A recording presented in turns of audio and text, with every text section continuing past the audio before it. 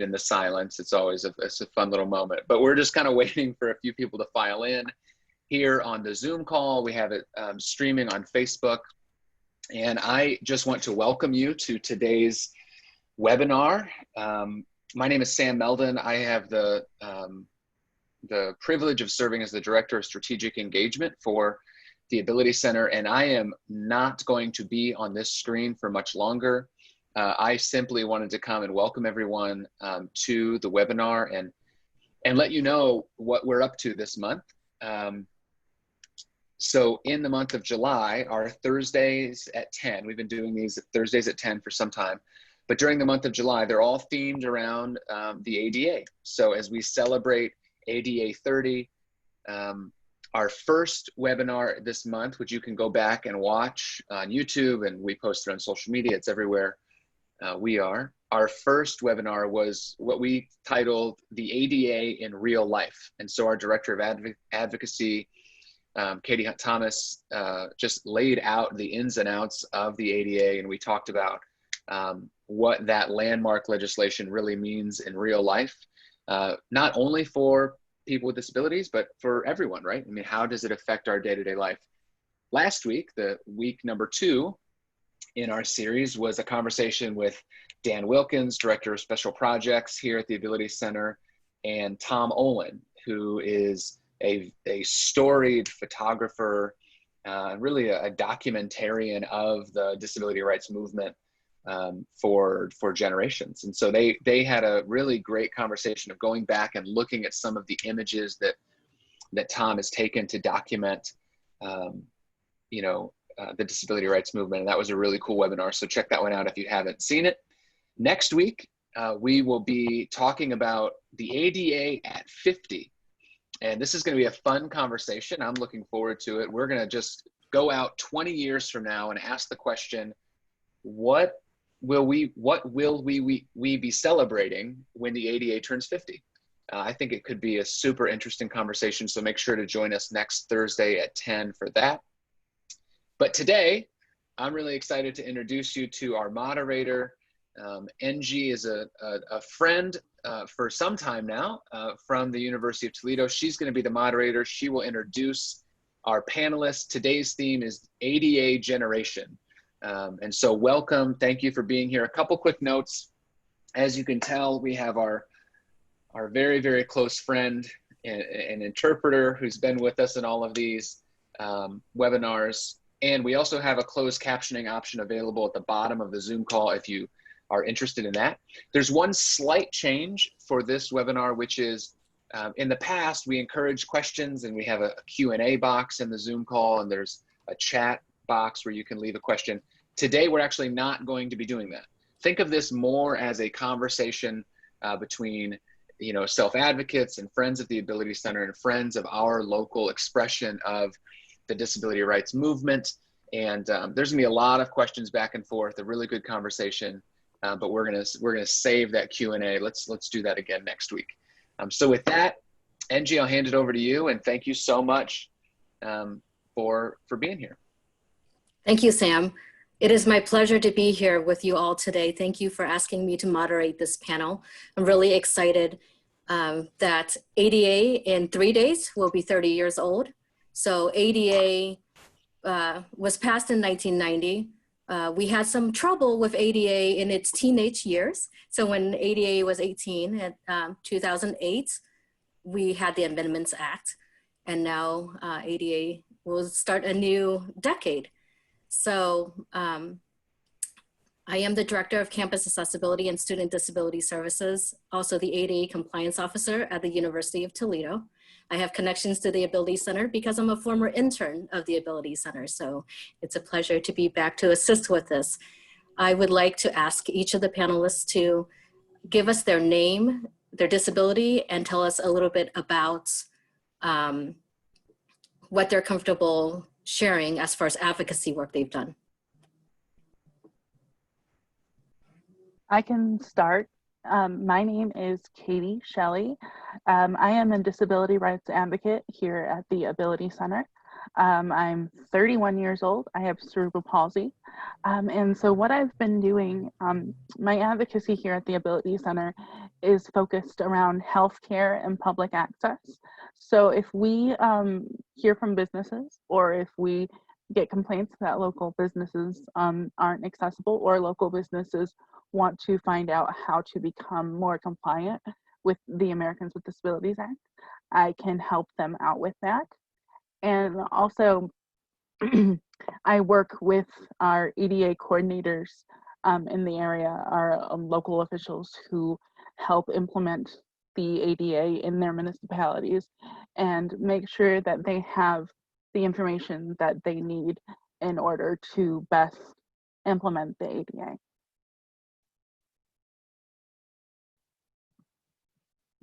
I guess I can go next here. My name is Jimmy Russell. I work at the Ability Center too.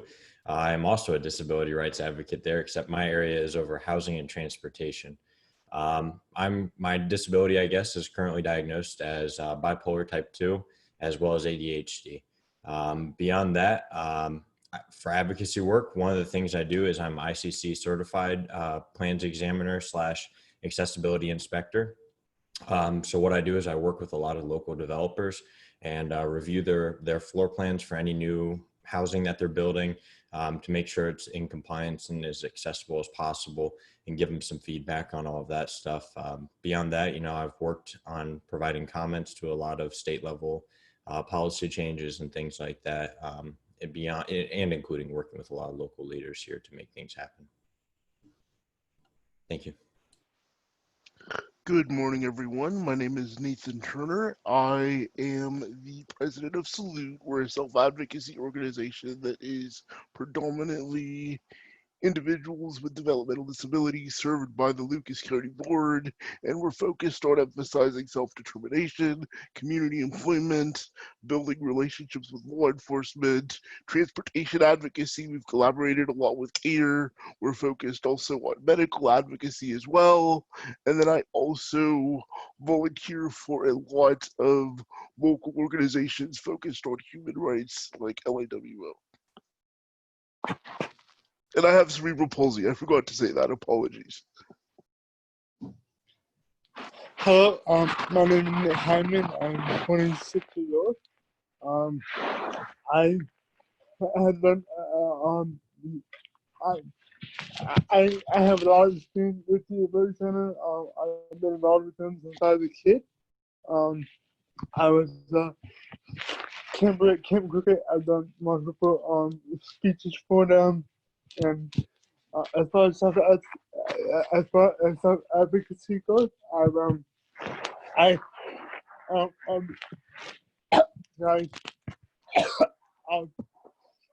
in 2018, I went to Washington D.C. with Katie and for the march for the ADA, and yeah, so yeah. All right. So a question I would like us to explore, many of you talked about your disability identity, but lately there has been much conversation around how we use language in terms of disability identity. People with disabilities versus disabled individual. Who would like to make some comments on that? I guess I can go first again. So I don't have a preference with regard to person first versus identity first. I've been known to use both, and really, I feel it's up to the person, as to what their preference is. Usually when I'm talking about myself, I refer to myself as a disabled person with identity first, as opposed to calling myself a person with a disability.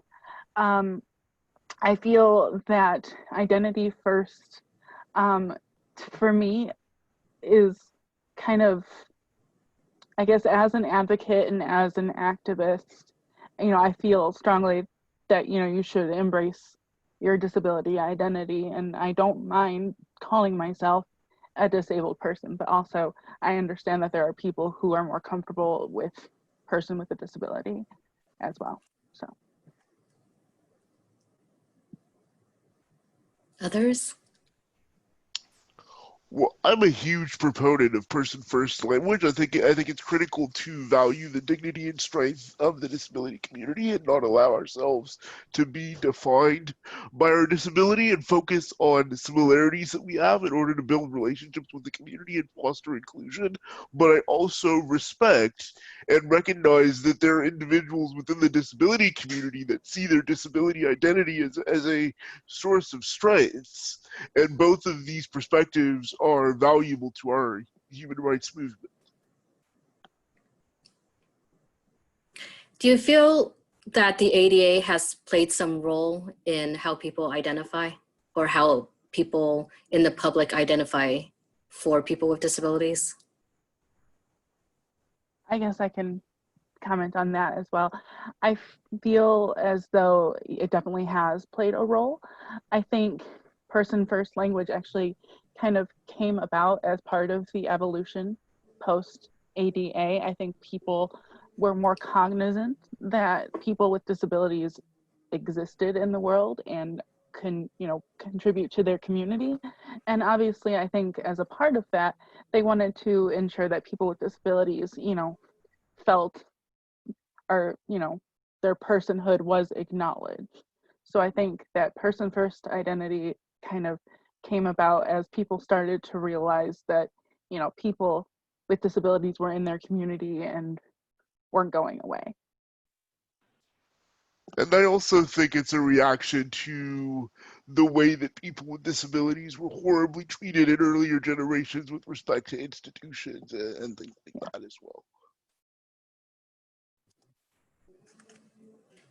Can you share with us some of your experiences thinking back as the ADA has evolved and as you have grown up? What did it look like when you were children versus now?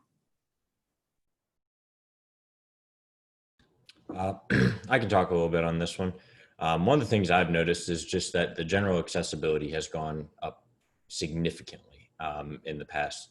I'm 23. In the past 23 years, a lot has changed. I'm a little bit younger, I think, than most of the other panelists. But even from when I was a child, there were a lot of places I remember going into and looking back, they weren't accessible. Like you couldn't get in if you used a wheelchair or if any of those things existed. So it's really improved. I feel like every year accessibility is getting better. I think people are finally beginning to understand and design how important these components really are.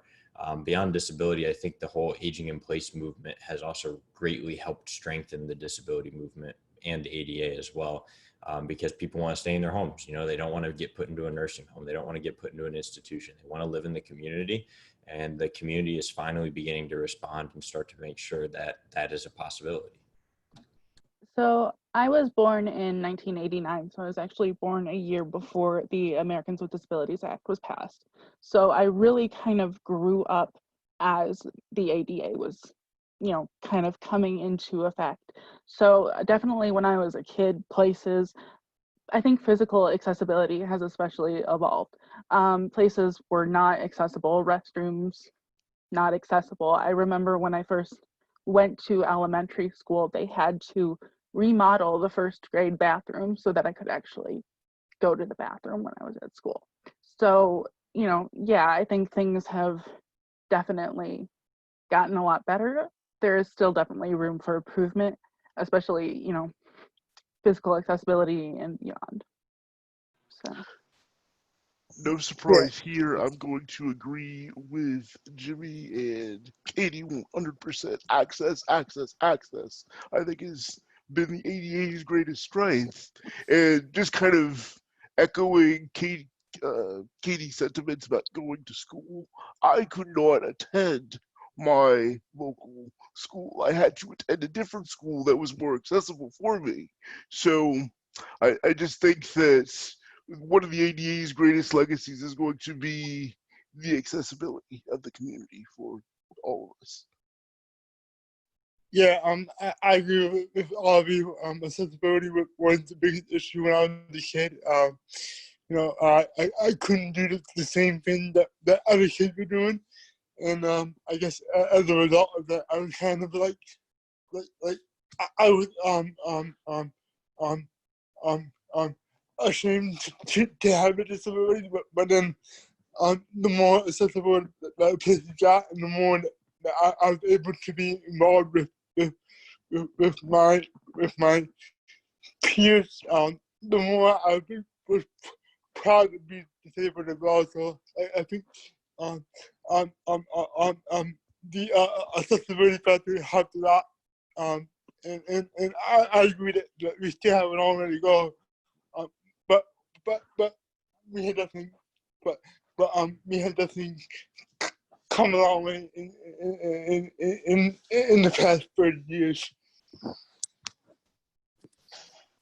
While we're still on this topic, may I make another point quickly? I just wanted to kind of emphasize changes in public transportation also as a way that the communities become more accessible. I know we're still working to collaborate with local governments to get more funding for transportation, and yes, we're looking at you, Mommy. But I definitely think that the development in transportation is also enhanced the ability of people with disabilities to be more independent, and also more options for community living with waivers are essential to our independence as well. Yeah, let's talk a little bit about transportation and mobility. Comments on your experiences now versus before?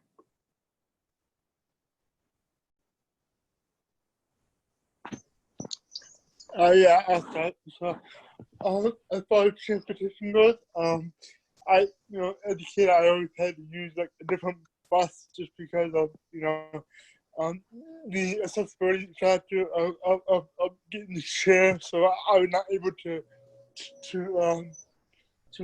be on the same bus as other kids. But at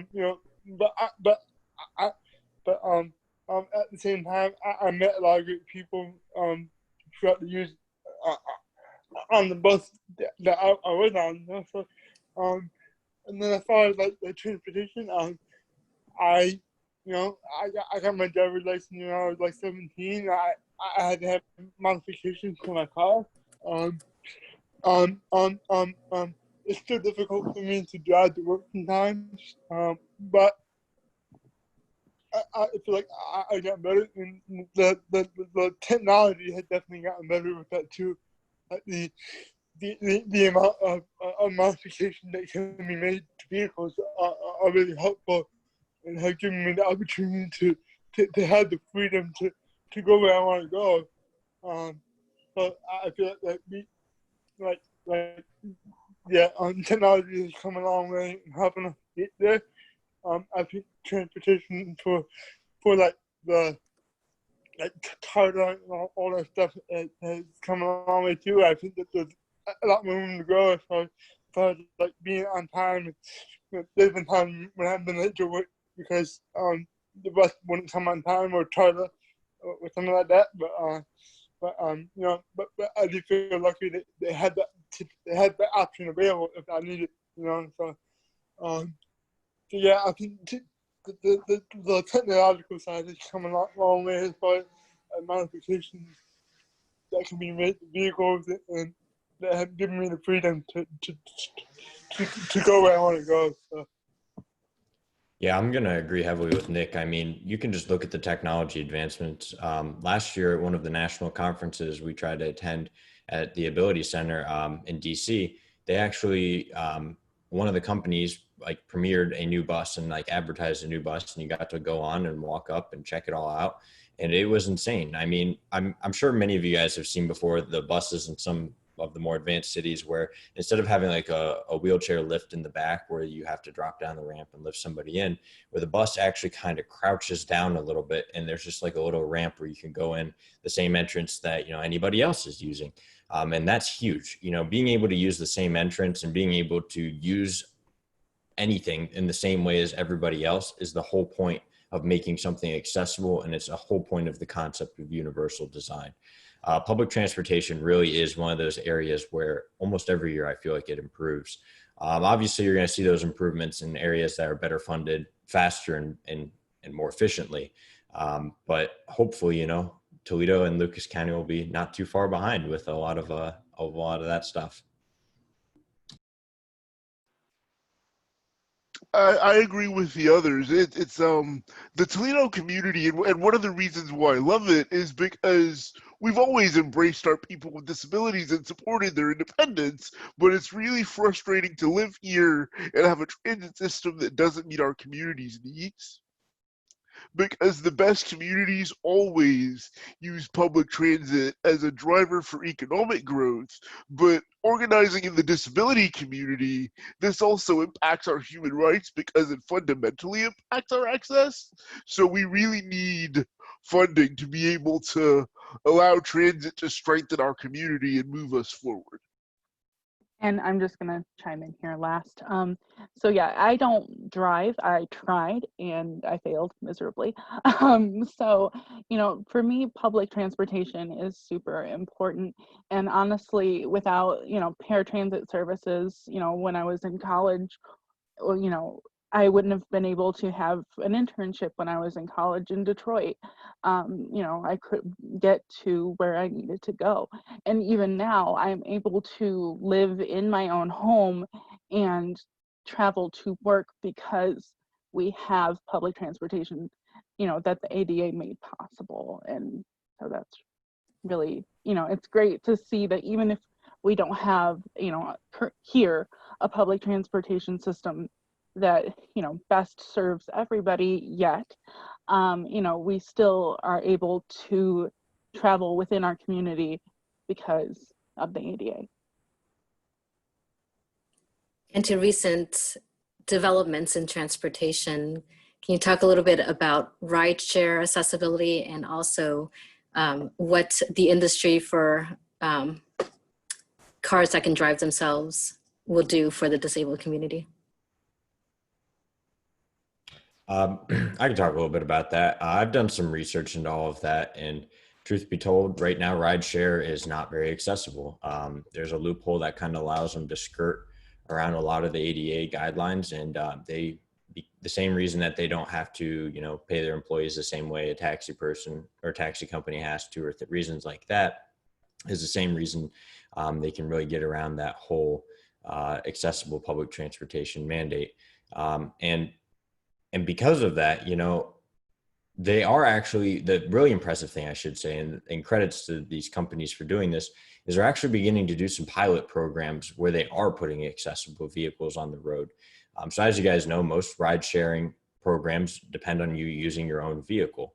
I know Lyft is, and I'm pretty sure Uber is as well, are both actually piloting programs where the companies own accessible vehicles, like wheelchair accessible vehicles, and they're like loaning them out to drivers in the community so that there's always at least one accessible vehicle on the road.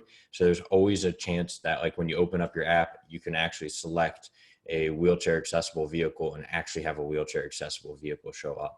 Now, I would love for something like that to make it to Toledo, but right now it's only really in the major cities. So there is progress being made in that area, and I hope it continues to be made. As for accessible vehicles, we're at a turning point where we could change the entire transportation game with accessible or with automated vehicles. You know, I mean, if we stick to our guns and we really work to make sure it gets incorporated into any new automated vehicle and make sure they're all accessible, we could change the entire dynamic of transportation in America and make it a lot more equal for all peoples. It's really fascinating because there are some concept vehicles out there that are automated and fully accessible. And if we can make that be the standard, instead of having to wait for, you know, or own your own car, they're talking about just having automated fleets of vehicles, just driving around cities and picking people up and dropping them off where they need to be. Imagine if every single one of those vehicles was fully accessible for anybody who might need it. That'd be a complete game changer in the transportation world for everybody.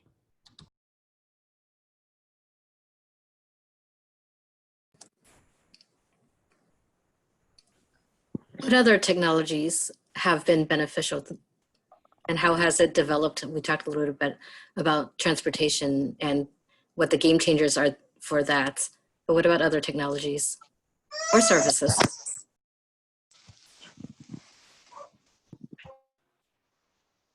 Well, I know for me, technology has been significant in fostering my independence. I'm able to work in my job doing search engine relevancy testing entirely remotely, and I have just a basic computer with a dual monitor setup, but I have voice dictation software and screen readers and magnifiers and things like that that are able to help me with the job. And then, so that's kind of what I use as a official assistive technology, let's say, but I also really make use of the Google Assistant and certain home automation tools to help me do everything from medication and appointment reminders to things like you can control lights and appliances and my television and make phone calls. And I know some of them are even integrated into vehicles, so you can tell them to start your vehicle and set it at a certain temperature, and it will do it for you. And I also have a fully functioning standing chair that gives me all of the mobility access that I need. And I think what we're doing right now is a great example of how far technology has come in accessibility. I mean, we have an ASL interpreter on this webinar. We have closed captioning on this webinar, right? A few years ago, nobody would have even had any idea of how to do any of that stuff. I mean, the pandemic is a really tough situation, but one of the positives that has come out of this pandemic is it's actually forced people to adopt and understand how to use this technology that really does greatly increase the accessibility of things. Government meetings now are almost all live streamed online. Before, someone who maybe doesn't have reliable public transportation or doesn't have the physical capability of leaving their home regularly or for long periods of time can now participate in their government and speak to people thanks to technology, right? I mean, the fact that we are having a webinar in the middle of a pandemic where people can't gather in groups it's insane. You know, 10 years ago, you wouldn't have imagined that this was ever going to be a thing. And even then, knowing what the internet looked like back then, you wouldn't have imagined of how accessible the internet has become. There's a lot of ways to go on that whole process, but positive things are happening. And because of these video chat features and things like that, people who may not be able to leave their home, for example, with like my area of disability with like mental health and stuff like that, there's a real issue where there's a severe shortage of providers in those areas. Well, telemedicine is a game changer for that. People can now, you know, have a therapy session or talk to a psychiatrist on their phone, you know, with looking in the face of the person and talking on the phone. That's completely changed the game and has increased the accessibility to help for so many people. And it's increased the accessibility of people to connect with their community in such a large way. Yeah, I agree with both of you. Biggest thing that technology has done for me has given me the opportunity to have a voice. I feel like with my speech impediment, I get nervous to have to talk to people in person, but through technology, I've been able to clearly say what I want to say and express myself and meet people and have friends and all that stuff. Like, so technology has been a great source of social assistance for me. Yeah, but like I said, like with the advancement technology, you know, we can order anything we want anytime. We don't have to call people. For people who do have speech impediment, you know, like we don't have to call. We don't have to call. Like, for food, we can order online, or we can there's so many different avenues that have changed the social aspect for me. But yeah, like as well accessibility as well, like I said, like with all the availability of talking online and having meetings online, like it's been a huge game changer, yeah.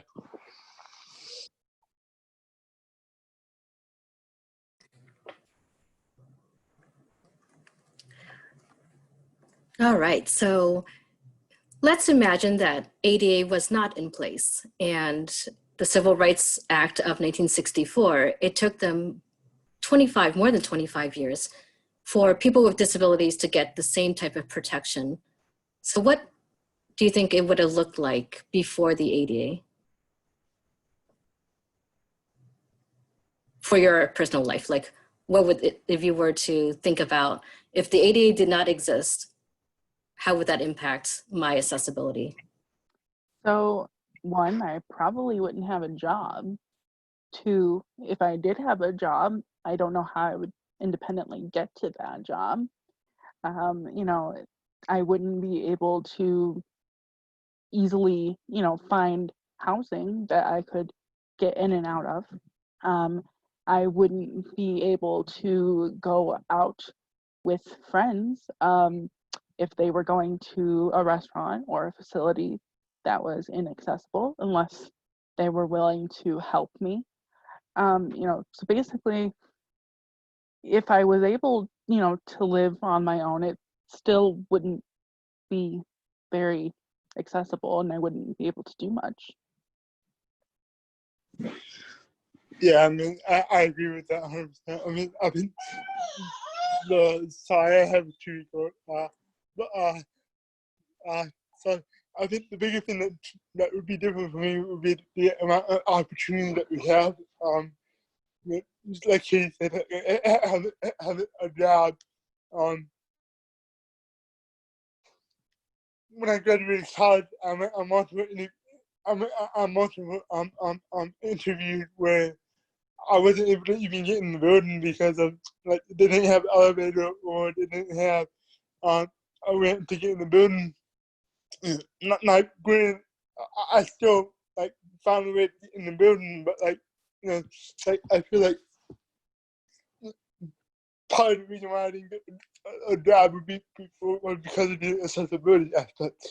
So yeah, just finding a job, being able to socialize, like I said, you know, like the different you know, I think because of the amount because of the progression that accessibility have made, we have been able to show that we're just like everybody else, and we have the same desires, we have the same goals, we have the same, you know, improve accessibility. We've been able to show this, but like when I was a kid, like my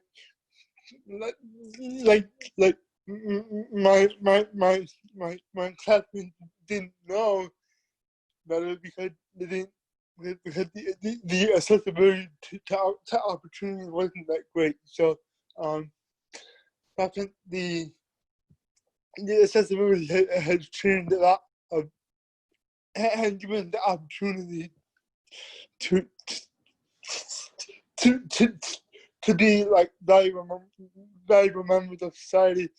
And I think that without the ADA, like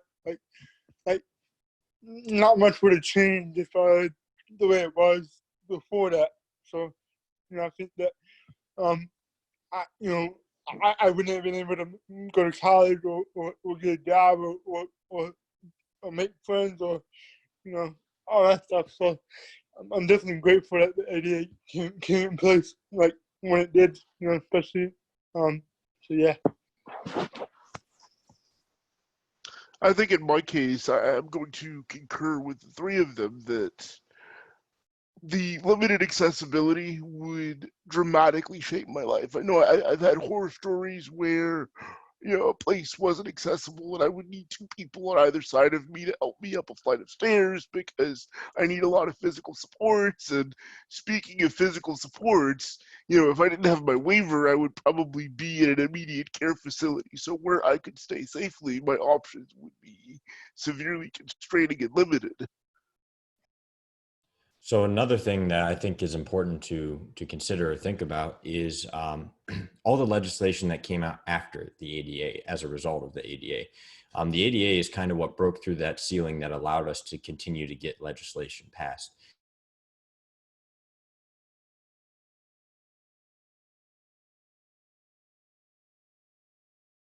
Able to finish up my college program was because I was able to use disability services on campus to be able to get some accommodations, to be able to make sure that I could complete my work and be able to get my degree. You know, a lot of people probably wouldn't have degrees or have jobs like Katie had talked about a little bit earlier, and everybody kind of talked about. The world would be a completely different place. And then beyond that, things that we take for granted today, people so often forget that they first started as accessibility features. When you go to the supermarket and the door automatically slides open for you and you walk in with your cart and all of that other stuff, or walk out with your cart full of groceries, you don't even think about that as an accessibility feature. It has become so easily ingrained into society because it has improved the accessibility and the ease of use for every single person. I think one of the misconceptions people make is that the ADA only helps people with disabilities. That is so far from the truth. Anyone who's ever had their hands full and has opened one of the automatic doors and walked into a building has benefited from accessible design. And so I think that the ADA has completely changed the way we think of design, like overall, like the design of houses, the design of parks, the design of, work offices and things like that. It's changed the whole game. And without the ADA, a lot of those changes wouldn't have happened, even if they weren't the result of that piece of legislation themselves, maybe a piece of legislation that was a furtherance of the ADA later on.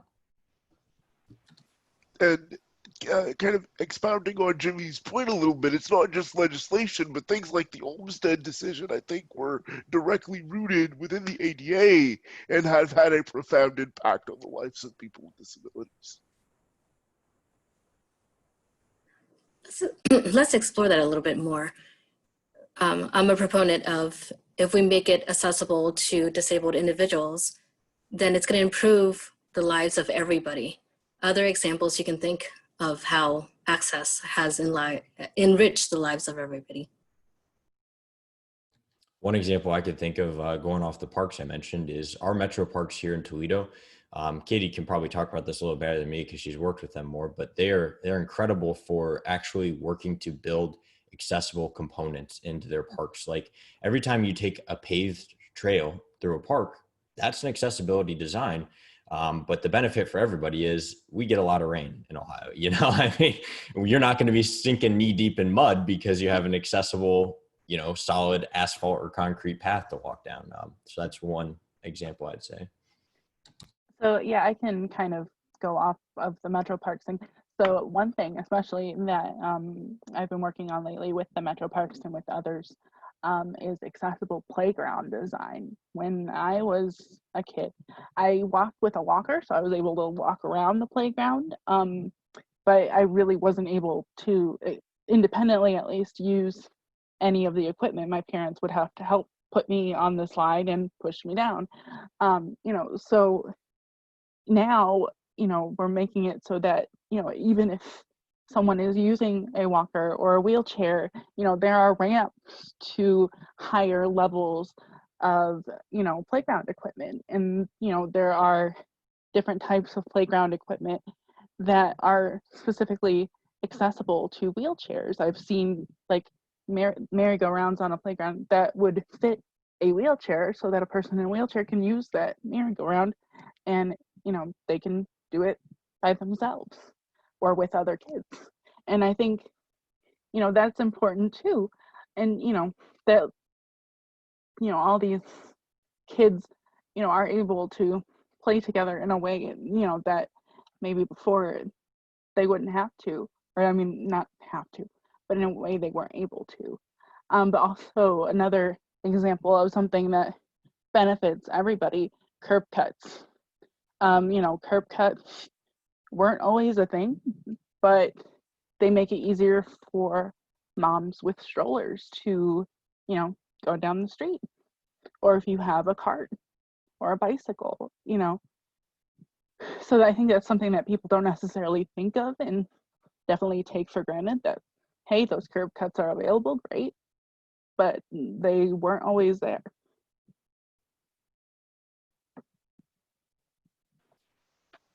Well, and another example of these accommodations might be in competitive employment, where employers are doing certain things that on their face might be a reasonable accommodation to someone, but they might save the employer money in the long term. And I always love when these situations happen. Like if a factory might modify its processes to better accommodate a worker with a disability and changes in labeling and packaging, but then they realize the entire system is more efficient, so they implement it company-wide.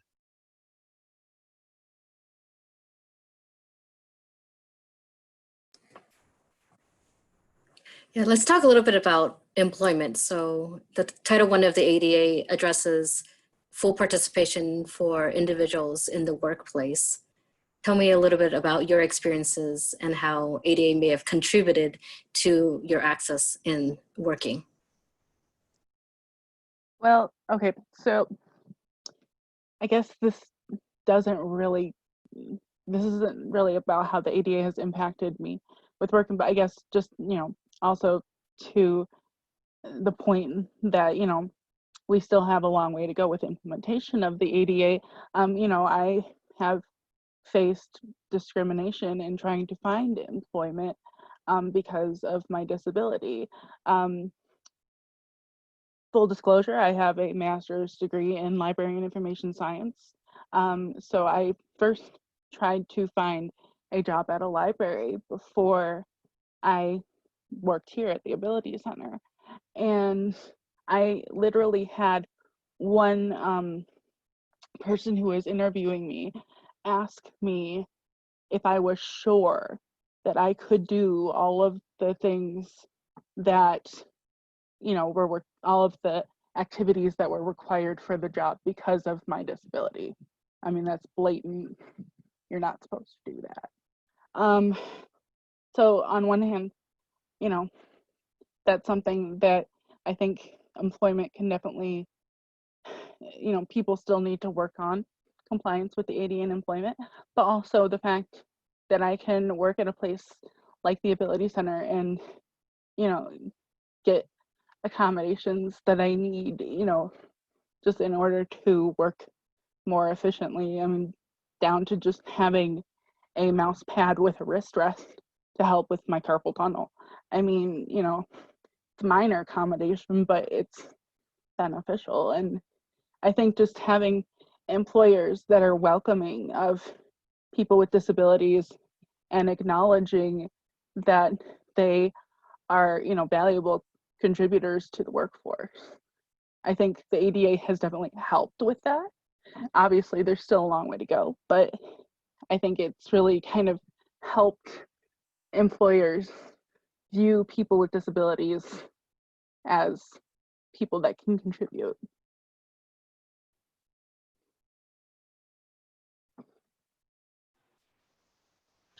Yes, as president of Salute, I had the opportunity to present in front of the Toledo Regional Chamber of Commerce. And one of the interesting parts of that conversation that I'll never forget, I got feedback from one of the members that said to me, you're highlighting the benefits of hiring people with disabilities. They have, unique skills and they're more reliable, but they can also regularly pass a drug screen. And I found that slightly humorous, but it is a very valid point. So people with disabilities have a tremendous talent pool and unique skills that provide value to employers. And that's one of the greatest assets that I think the ADA has also brought into society is just changes in perception of what people with disabilities can do and focusing on our strengths as opposed to our limitations. Something I think that's important to acknowledge as well is like one of the things that we still have a lot of ways to go on is I've never really had problems with discrimination in employment, and that's for a very simple reason. Nobody knows I have a disability unless I tell them I have a disability. The concept of invisible disabilities is something worth talking about and bringing up in this topic, I think, because it is a privilege that I have. Nobody, like, for example, I've never been on a public platform and said that I'm bipolar until today. As a privilege that I've had where I've been able to live most of my life without people knowing about it. And because of that, I've gotten jobs just the same as any other applicant would. And I never had to deal with those questions like Katie had of like, are you sure you're going to be able to handle the level of work? And condescension like that is just terrible. But the beauty of the ADA is even though I haven't, publicly disclosed it oftentimes, is that if something were to happen, I can ask for an accommodation at work. If something goes wrong with my meds and I hit a real bad low spell and I get really depressed and my work quality drops off, because of the ADA, I can ask for reasonable accommodation for my employers to work with me and make that a successful story. And so I think it's really important that the ADA exists and it protects people, but I think we have a long ways to go.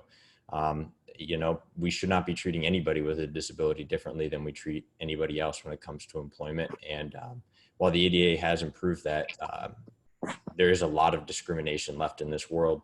And I think a good example of discrimination that or stigma that still even exists for invisible disabilities and why so many people don't talk about them.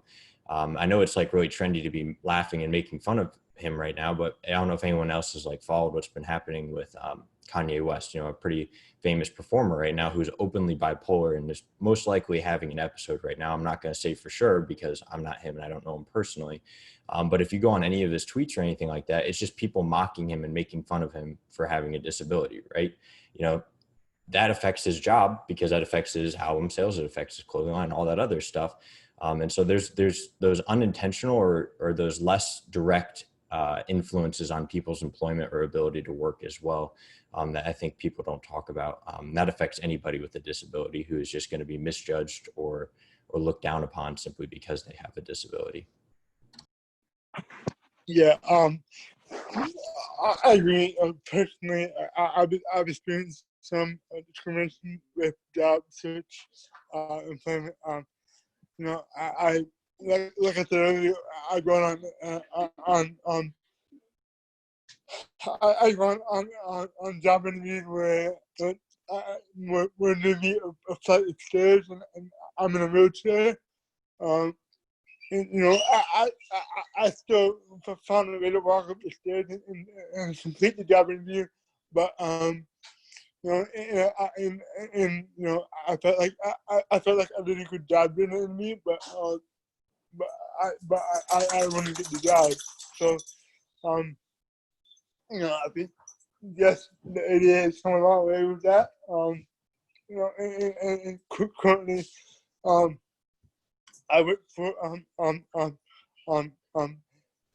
I currently work for sorry Amazon. So I work in a warehouse and when I first got there, they had to make accommodations to to the warehouse, so I wasn't able to start my job right away. But they knew that I had a disability, so you know, and they took time to make these accommodations, but I wasn't able to start the job that I was hired to do right away. So yes, the ADA has helped a lot, and but there's definitely some ways to go in that regard.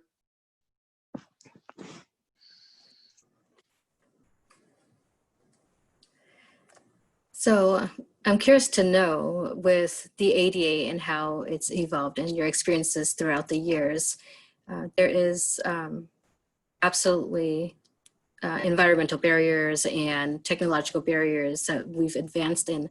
But how about attitudinal barriers? We started talking a little bit about that with discrimination and employment. What are your thoughts on attitudinal barriers and then the role that social media has played on that?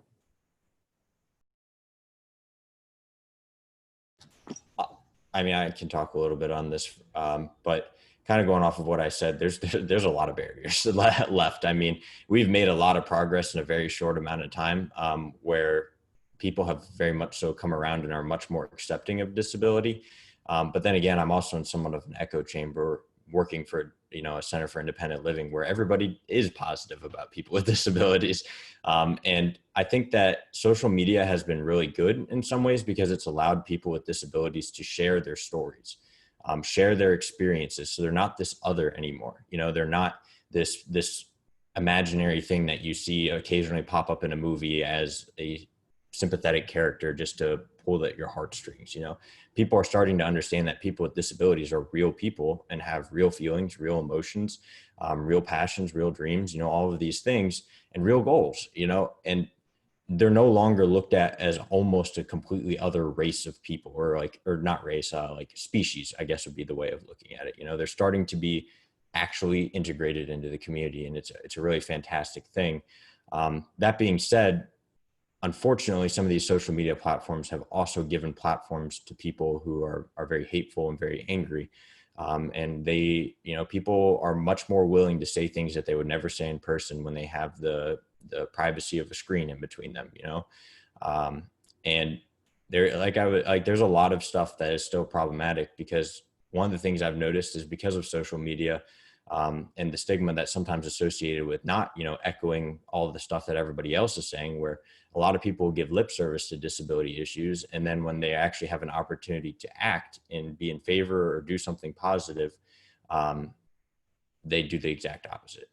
They become very parentalistic, or they become very hand-holdy and try to do everything for a person without asking the person with the disability. You can see it a lot in the mental health community, where we've destigmatized things a lot that are a little bit like, for example, depression. People are a lot more comfortable with talking about that. But as soon as you start talking about what people deem to be the more serious ones, whether it be like bipolar, schizophrenia, or any of that, those other things, right? People are like, oh, those people should be locked up in an institution or something like that, right? And that's extremely problematic. But part of the reason people believe that is because there's movies that push that idea so heavily. Even this god-awful movie I watched a couple of years ago, I think it was called The Roommate, and it was a thriller horror movie, teen drama, or whatever you want to call it, right? And it was about this girl who goes to college, and her roommate ends up starting to kill other people because she wants her to be her friend. And at the climax of the movie, where you finally find out the twist, they go digging through the roommate's stuff to find out why she's doing what she's doing. And they find a bottle of pills, and then their girl's boyfriend is like, oh my God, she's bipolar. That's why she's killing people. And like, you know, having stuff like that is in the mainstream and publicly put out there, of course, everybody's going to think people who are have mental health conditions are going to be violent, because that's all you ever see in movies, because it's sensationalized. So I think that there has been some progress made, but there's a long, long ways to go, unfortunately. I would certainly agree with Jimmy. I think the development of social media has allowed people with disabilities just to show that disability is a fundamental part of the entire human experience. We're just like everyone else, with the same hopes and the same dreams, and we deserve an opportunity to fully participate in society. But yes, I definitely think that cyberbullying and other negative behaviors are real, and definitely sort of a negative aspect of having all of this access and the ability to do almost anything with anonymity online.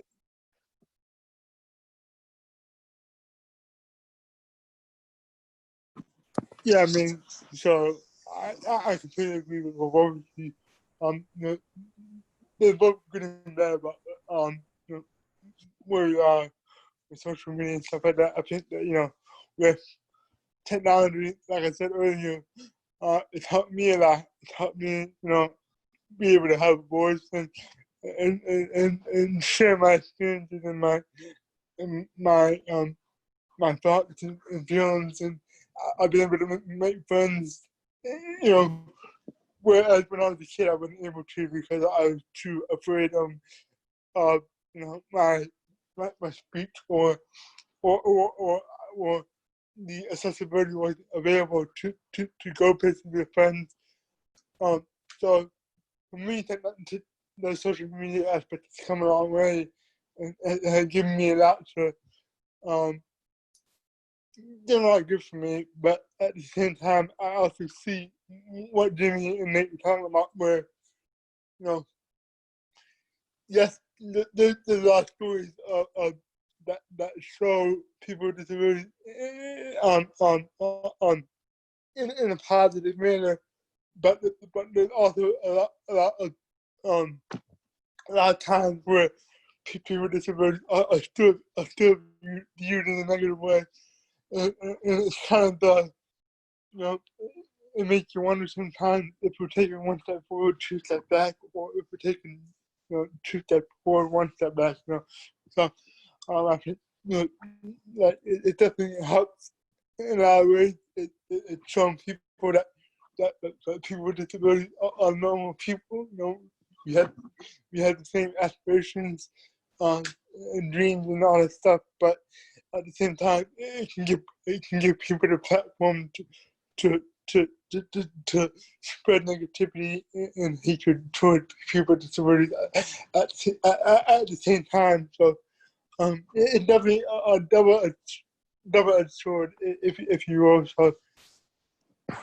Yeah, and going off of that, I think that, you know, obviously before all of this technology and social media, there was definitely the trope that people with disabilities are inherently inspirational due to the fact that they have a disability. But especially with social media, I think that's almost become worse. I mean, I can't really go a week without seeing at least one video on Facebook of a person with a disability doing something inherently normal. You know, oh, look, this person with a disability went to a restaurant. Isn't that great? And it's like, well, okay, but everybody does this. You know, it doesn't make it special because the person has a disability. Now, if you want to think I'm an inspiration because, you know, I've done advocacy work and you're inspired to do advocacy work because of my advocacy work, great. But don't be inspired by me solely because I'm a person with a disability living my life. So I think that has definitely, if not become worse in the age of social media definitely has not helped that. Kind of going off what Katie said, I think another important thing to acknowledge before we move on, I guess, would be one of the things is that's so different now that's a real positive, in my opinion, is people know people with disabilities exist. People aren't just locked up in institutions and out of sight, out of mind like they used to be, right? Now, because all the schools are pretty much integrated, or at least they should be at this point, people grow up around people with disabilities. I grew up having kids with disabilities in my classes. And I think that has changed my generation's perception heavily of people with disabilities. And I think there's going to be a real positive upswing just naturally when the next generation starts to take more and more positions of authority, because we grew up around people with disabilities. I mean, when you're a kid playing on the playground, you're going to play with whoever. You know, you don't think about, oh, why does that person have a disability, or, you know, they're lesser than me. You don't say stuff like that because you don't know. You're not trained to think that way. You know just that that's a person. You know the truth at that point before it gets skewed by everything else. And I think you're gonna see a real tidal wave of change in a positive way in the future because of the generations being raised integrated in classrooms with other kids with disabilities. Thank you, everybody. We are out of time. That's a great place to end.